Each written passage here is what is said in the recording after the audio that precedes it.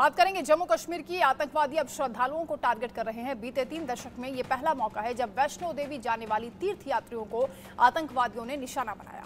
रियासी जिले में शिवखोड़ी के पास आतंकवादियों ने बड़ी वारदात को अंजाम दिया। श्रद्धालुओं से भरी बस पर आतंकवादियों ने अंधाधुंध फायरिंग कर दी। आतंकी हमले के बाद सुरक्षा बलों ने ऑपरेशन लॉन्च किया है। आतंकियों के भागने के सीसीटीवी फुटेज भी सामने आए हैं, जिसमें एक वैन भी कैमरे में कैद हुई है और ऐसा माना जा रहा है कि आतंकी इसी वैन से फरार हो गए थे। तो बेहद भयावह वो तस्वीरें सामने आ रही हैं जिसमें बस पर पहले हमला किया गया, आतंकवादियों ने अंधाधुंध फायरिंग की। और मेरे सहयोगी अजय जांडियाल की खास रिपोर्ट ग्राउंड जीरो से आप देखिए। न्यूज़ ने लगातार आपको बताया है कि किस तरीके से आतंकियों ने इस बर्बरता को अंजाम दिया और आतंकियों ने उस यात्री बस को निशाना बनाया जिसमें 9 यात्रियों की मौत हो गई और 30 से ज्यादा घायल हैं। हम ही ने आपको सबसे पहले ये सीसीटीवी फुटेज बताया था कल देर शाम और आज एक बार फिर से आपको बताते हैं। आप देखेंगे ये वो सीसीटीवी फुटेज है जो यहाँ पर इंस्टॉल था। आप देखेंगे ये बस जो है यहाँ से जब निकली है लगभग 6 बजे का वक्त था। ये बस जो है सामने अगर आप देखें यात्रियों से भरी हुई बस जो है इस पे अरुण लिखा हुआ था। ये बस यहाँ से निकली है पूरे 6:36 पर ये बस जहाँ से क्रॉस होती है और लगभग यहाँ से कुछ ही दूरी पर जो है इसका शिकार होती है। पीछे आप देखेंगे तो काले कलर की जीप जो है वो जा रही है और ये गाड़ी यहाँ से लगभग 300 से 400 मीटर दूर जब जाती है तो तब ये निशाना बनती है। इसके पीछे दूसरी ये गाड़ी जो है हमने आपको बताई, ये 2 वो गाड़ियां हैं जो इस बस के ठीक पीछे चल रही थी, क्योंकि जो आतंकी हमला हुआ है उसके अगर बात की जाए तो उसके ठीक जो है कुछ दूरी पर जो है ये बस जो है वहां पर पहुंची। सीसीटीवी फुटेज का जो चौराहा है इसे क्रॉस करने के बाद उसके बाद जो है ये आतंकी हमला हुआ। एक दूसरा विजुअल जो हम आपको बता रहे हैं, क्योंकि एक जो वैन है वो ठीक दूसरी दिशा से इस ओर आती हुई दिखाई देती है और बड़ी तेज गति से, क्योंकि सिर्फ 2 मिनट का वक्फा है इन दोनों चीजों के बीच। ऐसे में ये अंदेशा जताया जा रहा है कि ये जो गाड़ी है क्या आतंकियों ने इसका इस्तेमाल किया था। मैं एक बार फिर से आपको बताने की कोशिश करता हूं। हमले के बाद जो है अगले 2 मिनट में बस के पीछे 3 गाड़ियां गई, एक जीप, उसके अलावा एक डिजायर और उसके बाद 1 मिनट के बाद 6:01 और 49 पर एक और अन्य गाड़ी जो है इसके पीछे जाती है।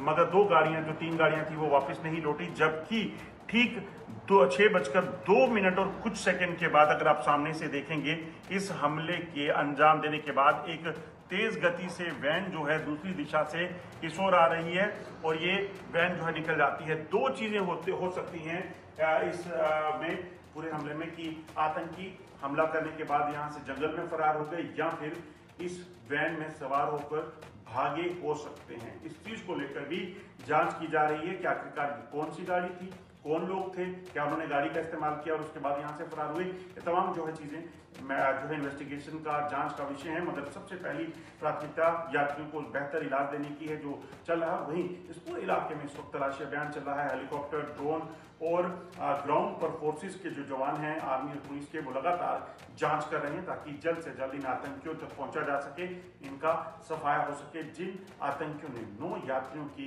निर्मम हत्या की है। बंटी के साथ अजय जांडियाल, इंडिया न्यूज, रियासी। अजय जांडियाल इस वक्त हमारे साथ लाइव जुड़ रहे हैं। अजय, आपकी ग्राउंड रिपोर्ट हमने देखी जिसमें आप सीसीटीवी फुटेज दिखा रहे हैं और एक वैन भी उसमें दिखाई दे रही है। टीआरएफ ने क्योंकि इस हमले की जिम्मेदारी ली है, क्या उसके बाद भी कोई और वीडियो जारी हुआ, कोई और अपडेट?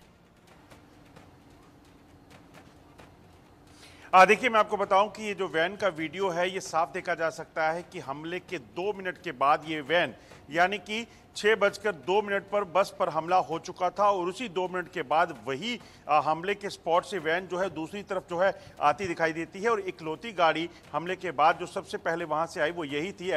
और इसकी गति जो है बताती है। अगर वहां पर हादसा हुआ है तो यकीनन जो ड्राइवर था जिस बाकी लोगों की तरह ये भी वहां होता, लोगों की मदद कर रहा था, मगर ऐसा नहीं हुआ। बजाय वहां मदद करने की ये गाड़ी भागती हुई दिख रही है, इसलिए इस चीज की आशंका बनी हुई है कि आतंकियों ने शायद इस वैन का इस्तेमाल किया हो वहां से भागने के लिए। हमारी जो सुरक्षा बलों के सूत्रों से जो बात हुई है उनके मुताबिक इस वैन को लेकर अभी तक तलाश जारी है, क्योंकि जिस की वैन जो थी वो इकबाल चौधरी नाम का एक शख्स है, मगर जब उसको संपर्क किया गया तो उसने कहा कि ये वैन जो है अब उसके पास नहीं है, वो बेच चुका है। तो ये कहाँ है इस चीज का अभी तक पता नहीं चल पाया है। ये वैन जो है वो रियासी डिस्ट्रिक्ट से राजौरी की तरफ गई थी और अब राजौरी में भी इसको अभी तक नहीं उसका पता चल पाया। हो सकता है ये कहीं और चली गई हो, इस चीज को लेकर तलाश की जा रही है। मगर सबसे बड़ा सवाल अभी तक 24 घंटे बीतने के बाद भी आतंकी जो है उनका कोई धरपकड़ नहीं हो पाई है, उनका पता नहीं चल पाया है। इसलिए सुरक्षा अजय, क्योंकि आपने पहले भी बताया कि कई संदिग्ध गतिविधियां यहाँ पर हो रही थी, स्थानीय लोगों से कुछ जानकारियां मिल रही हैं, कई लोगों को हिरासत में भी लिया गया है, उनसे पूछताछ में क्या सामने आ रहा है? देखिए, जो जानकारी मिल रही है लोकल जो लोगों से हमारी बात हुई है, जो लोग वहाँ पे जिनकी धरपकड़ की गई है उनसे जो पूछताछ में पता चला है वो यह है कि इस इलाके में पिछले लगभग 1.5 से 2 हफ्ते में कई बार आतंकियों की स्पॉटिंग हुई है अलग अलग लोकेशंस पर।